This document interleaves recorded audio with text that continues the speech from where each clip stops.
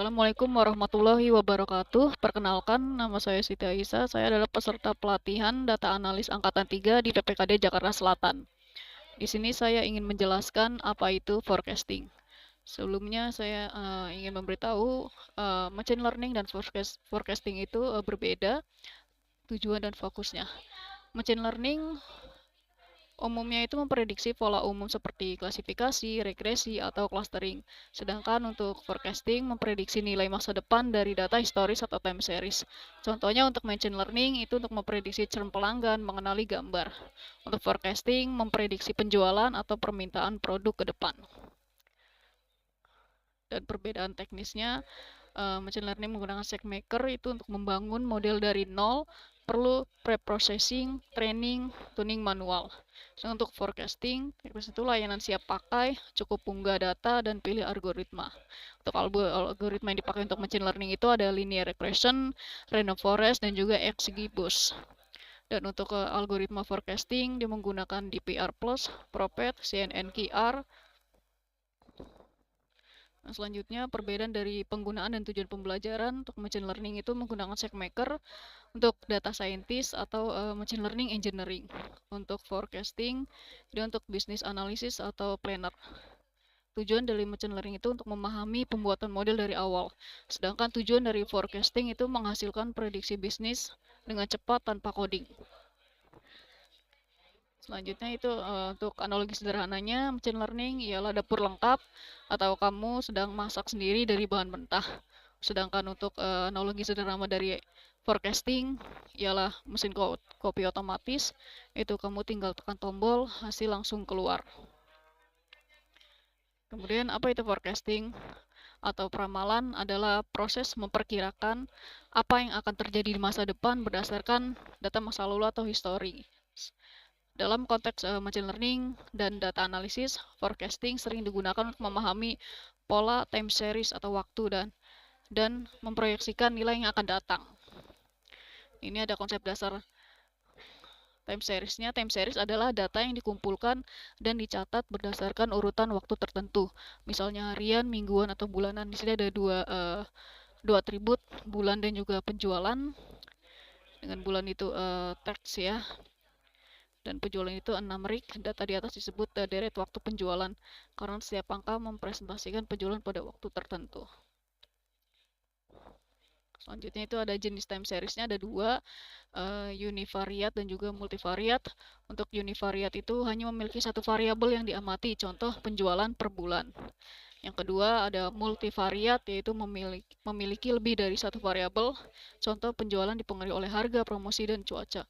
Di sini tadi berarti termasuk dengan univariat ya, karena hanya memiliki satu variabel yang diamati, yaitu penjualan per bulan ya.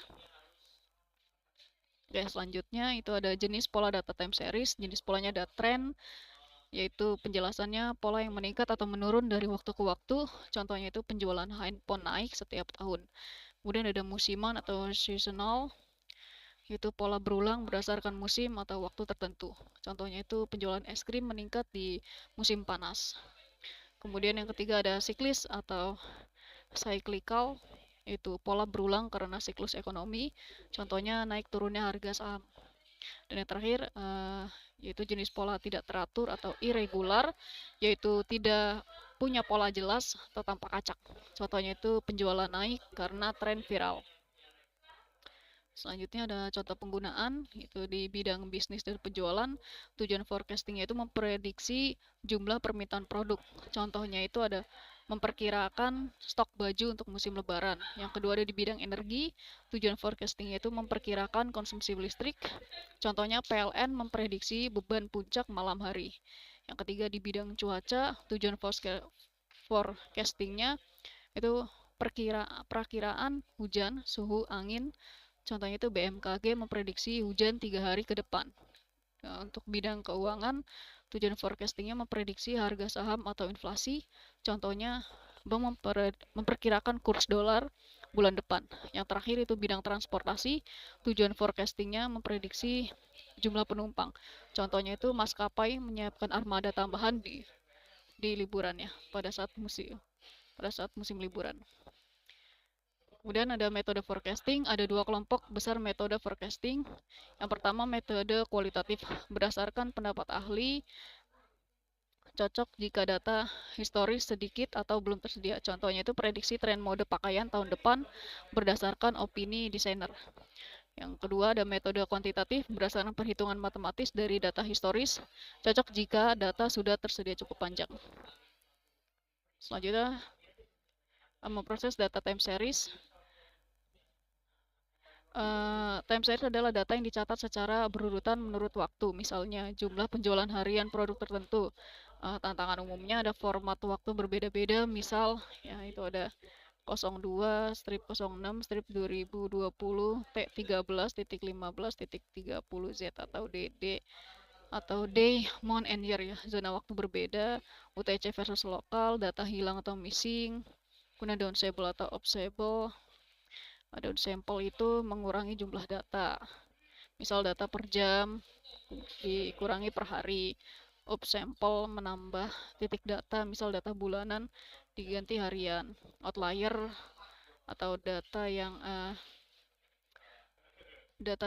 ini ya, yang tidak masuk akal gitu.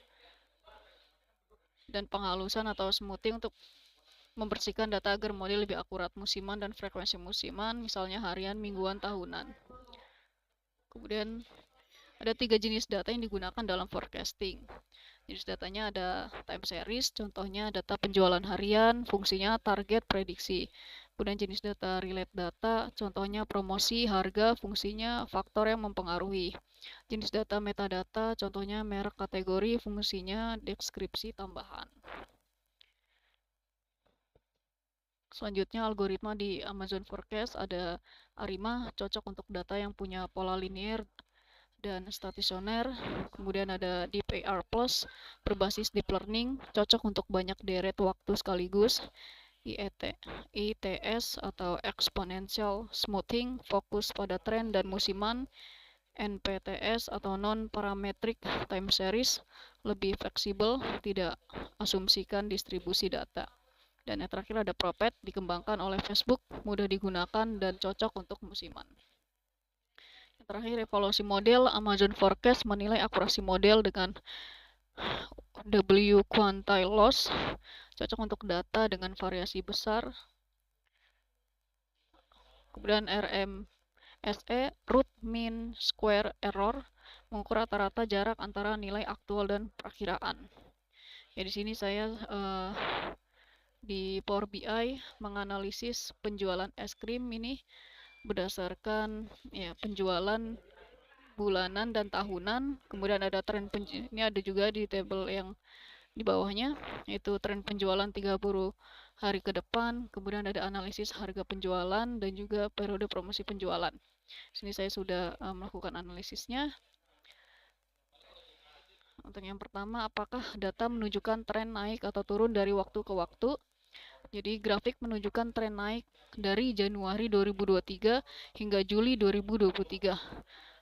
Dari garis biru yang semakin meningkat dari sekitar 2000 menjadi lebih dari 2500 pada pertengahan tahun. Jadi artinya penjualan es krim cenderung meningkat seiring waktu karena faktor musiman seperti cuaca panas atau peningkatan permintaan di pertengahan tahun. Kemudian adakah pola berulang musiman? Ada. Terdapat pola berulang atau musiman. Fluktuasi naik turun yang teratur sepanjang garis menunjukkan bahwa penjualan mengalami variasi berkala. Misalnya, naik pada periode tertentu, hari libur, hari pekan atau musim panas, dan turun di waktu lainnya. Bagian abu-abu atau forecast juga memperlihatkan gelombang berulang yang menandakan bahwa pola musiman ini diperkirakan akan berlanjut di masa depan. Tabel lancar dari tren penjualan 30 hari ke depan ya. Bagaimana bentuk tren hasil forecasting? Hasil forecasting atau garis hitam dan area abu-abu menunjukkan tren naik yang stabil untuk 30 hari ke depan. Model memprediksi bahwa penjualan akan terus meningkat secara bertahap mengikuti pola pertumbuhan positif dari data sebelumnya. Jadi yang area abu-abu ini menggambarkan rentang ketidakpastian. Semakin jauh ke depan, semakin lebar rentangnya, artinya prediksi semakin tidak pasti.